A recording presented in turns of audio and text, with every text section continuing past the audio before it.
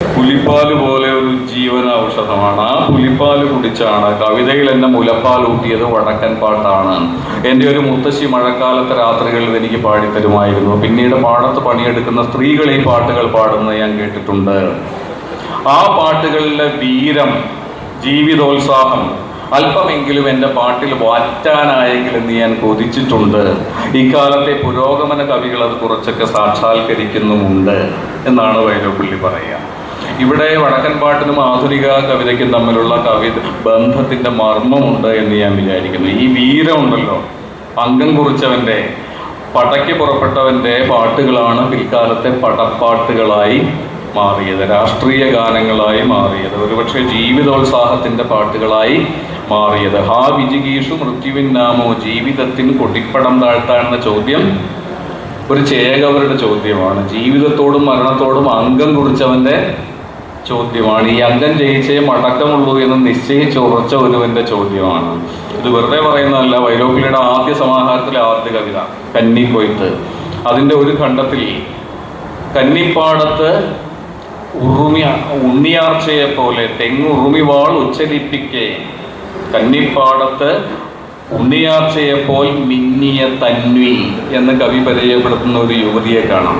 വടക്കൻ പാട്ടുകൾ പാടിക്കൊണ്ട് അതിന് താളമിടുന്ന പോലെ തെങ്ങോലകൾ ഉറുമിവാൾ ചലിപ്പിക്കെ വടക്കൻ പാട്ടുകൾ പാടിക്കൊണ്ട് കൃഷിപ്പണിയിൽ ഏർപ്പെട്ട, കൊയ്ത്തിലും വിതയിലും ഞാറ് നടുന്ന പണിയിലും ഏർപ്പെട്ട ഒരു സുന്ദരിയായ യുവതിയെ പറ്റി പറയുന്നുണ്ട്. ഉണ്ണിയാർച്ച പോൽ മിന്നിയ തന്വി എന്നാണ് പറയുക കന്നിപ്പാടത്ത്.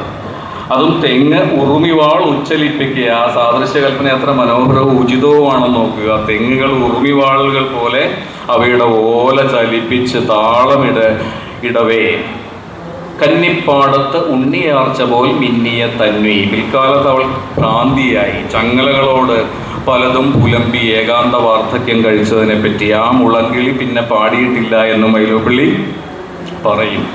ഈ കവിതയ്ക്കുള്ള അടിക്കുറിപ്പിൽ ഒരിടത്ത് വൈലോപ്പിള്ളി പറയുന്നുണ്ട്, വടക്കൻ പാട്ടിലെ ആയോധന നിപുണയായ സ്ത്രീരത്നം എന്നാണ് ഉണ്ണിയാർച്ചയെ പറ്റി പറയുക. അപ്പോൾ എല്ലാ സ്ത്രീയിലും, എല്ലാ പെൺകുട്ടിയിലും ജീവിതത്തോട് അടരാടുന്ന പ്രാതികൂല്യങ്ങളോട്, പ്രകൃതിയുടേതാകട്ടെ ഭൗതിക സാഹചര്യങ്ങളുടേതാകട്ടെ ജീവിത സാഹചര്യങ്ങളുടേതാകട്ടെ പ്രാതികൂല്യങ്ങളോട് പോരാടുന്ന, പട്ടുപാടിക്കൊണ്ട് പോരാടുന്ന ഏത് പെണ്ണിലും ഒരു ഉണ്ണിയാർച്ചയുണ്ട് എന്ന് വൈലോപ്പിള്ളി അന്ന് തന്നെ കണ്ടിരുന്നു. മറ്റൊരു കവിത പടയാളികൾ എന്ന കവിത ഓർമ്മയുണ്ടാവും. പാതിരാത്രിയിൽ പുഞ്ചയ്ക്ക് നെയ്യുന്ന രണ്ട് വേട്ടുവ ദമ്പതിമാരെയാണ് വൈലോപ്പിള്ളി പടയാളികൾ എന്ന് വിളിക്കുക. പഞ്ചഭൂതങ്ങളോടടരാടും ഈ പഞ്ചമരത്രേ പെരും പടയാളികൾ. അപ്പോൾ ആ പ്രതികൂല സാഹചര്യങ്ങളോടുമുള്ള മനുഷ്യ മേധയുടെ, മനുഷ്യ ചേതനയുടെ, മനുഷ്യ നിശ്ചയത്തിൻ്റെ, മനുഷ്യൻ്റെ നിശ്ചയദാർഢ്യത്തിൻ്റെ പോരാട്ട വീറിൻ്റെ മറ്റൊരു പേരാകുന്നു. ഈ ടൈറ്റിൽ കണ്ടിട്ട് എൻ്റെ ഒരു പഴയ വിദ്യാർത്ഥി എനിക്കൊരു മെസ്സേജ് അയച്ചു. ഇതെന്തോ വയലൻസിനെ കുറിച്ചാണല്ലോ മാഷ് സംസാരിക്കാൻ പോകുന്നത്, അല്ലേ, വാക്കിൻ്റെ അംഗച്ചുവടുകൾ എന്നൊക്കെയാണല്ലോ പറയുന്നത്. അങ്ങനെ ഒരാളല്ലോ ഇയാൾ. 10-20 വർഷം മുമ്പ് ഞാൻ പഠിപ്പിച്ചൊരു വിദ്യാർത്ഥിയാണ്, എറണാകുളത്തുള്ള ഒരാളാണ്, ചിത്രകാരനാണ്. അപ്പോൾ ഈ പോരാട്ട വീറാണ്, ഈ ജീവിതോത്സാഹമാണ്, ഈ ഒപ്റ്റിമിസം നമ്മൾ വിളിക്കുന്ന വൈലോപ്പിള്ളി കവിതയിൽ അങ്ങനെ ഉയർന്നു പറക്കുന്ന ശുഭാപ്തി വിശ്വാസത്തിൻ്റെ പൊടിപ്പടത്തിൻ്റെ പേരാണ്, അതിൻ്റെ സ്രോതസ്സിൻ്റെ പേരാണ്, അതിൻ്റെ ആദിമ സ്രോതസ്സിൻ്റെ പേരാണ് വടക്കൻ പാട്ടുകൾ എന്നത്. വൈലോപ്പിള്ളി ഇവിടെ എല്ലാവർക്കും അറിയാമായിരിക്കും. ആരോമൽ ചേകവരുടെ ഒരു വിടവാങ്ങലുണ്ട്. കച്ചാ കഴിക്കുന്നു വാഴുന്നോരെ. കച്ച കഴിക്കുക എന്നാൽ ചേകവൻ്റെ അവസാനമാണ്, അല്ലേ? കച്ച കഴിച്ചു എന്നാൽ ചേകവനില്ല, അയാൾ ചേകവനല്ല. കച്ചാ കഴിക്കട്ട വാഴുന്നോരെ, കച്ചാ കഴിക്കട്ട കുഞ്ചുണ്ണൂലി, കച്ചാ കഴിക്കട്ട ഉണ്ണിയാർച്ചേ, ഇനിയുള്ള കാഴ്ചയും നമ്മൾ തമ്മിൽ ഇനിയുള്ള കാലത്തു കാണുകയില്ല. കച്ചാ കഴിച്ചു മരിച്ചു ചേകോവൻ. കച്ചാ കഴിച്ചു മരിച്ചു ചേകോവൻ.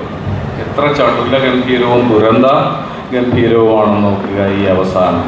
കച്ച കഴിക്കുന്നു, അമ്മയോട്, ഭാര്യയോട്, പെങ്ങളോട്, നാട്ടുകാരോട് യാത്ര പറഞ്ഞ് ഇനി നമ്മൾ തമ്മിൽ ഈ ജന്മം കാണില്ല എന്ന് പറഞ്ഞ് കച്ച കഴിച്ചു. കഴിച്ചു എന്നാണ്, കഴിച്ചു എന്ന് തന്നെ അർത്ഥമല്ലേ, അത് ഞാൻ പറയേണ്ട ആവശ്യമില്ല.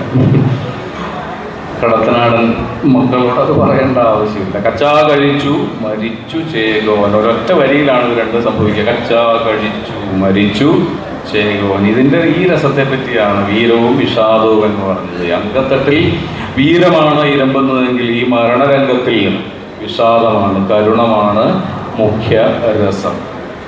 ഈ കരുണരസത്തെയാണ് ബാലചന്ദ്രൻ ചുള്ളിക്കാട് യാത്രാമൊഴിയിൽ ഉപയോഗിച്ചത്. പുലരുവാൻ 7:30 പൂങ്കോഴി കൂവിക്കഴിഞ്ഞേയുള്ളൂ, കണ്ണീരിൽ മുങ്ങി കുളി കഴിഞ്ഞ് വെണ്ണീറുകൊണ്ട് കുറി വരച്ച് പടിയിറങ്ങുകയാണ്. തോൽവി സുനിശ്ചിതമായ ഒരു അംഗത്തിലേക്ക് അനാഥനായ ബലഹീനനായ ഒരു യോദ്ധാവ്, ഒരു ചെറുപ്പക്കാരൻ വീട് വിട്ടിറങ്ങുകയാണ് ജീവിതത്തിൽ അംഗം പിടിക്കാൻ വേണ്ടി. അതിൽ അയാൾ തോൽക്കുമെന്ന് സുനിശ്ചിതമാണ്. അതുകൊണ്ടാണ് കണ്ണീരിൽ മുങ്ങി കുളി കഴിഞ്ഞ് വെണ്ണീറുകൊണ്ട് കുറി വരച്ച് മെഴിനാരുകൊണ്ടെൻ്റെ കഴല് കെട്ടാതെ അമ്മയെ പിൻവിളി വിളിക്കാതെ എന്നെല്ലാം പറഞ്ഞിട്ട് അവസാനത്തെ അത്താഴം ഉണ്ടിട്ട് എന്നതുപോലെ, ഇത് രാവിലെയാണ്, പുലർച്ചെയാണ് ഈ പുറപ്പാടുന്നത്, അവസാനത്തെ അത്താഴം തലേന്ന് കഴിഞ്ഞു എന്നതുപോലെയാണ് യാത്രാമൊഴിയിലെ യുവാവിൻ്റെ 70കളിലെ നക്സൽ യൗവനത്തിൻ്റെ പടിയിറക്കം.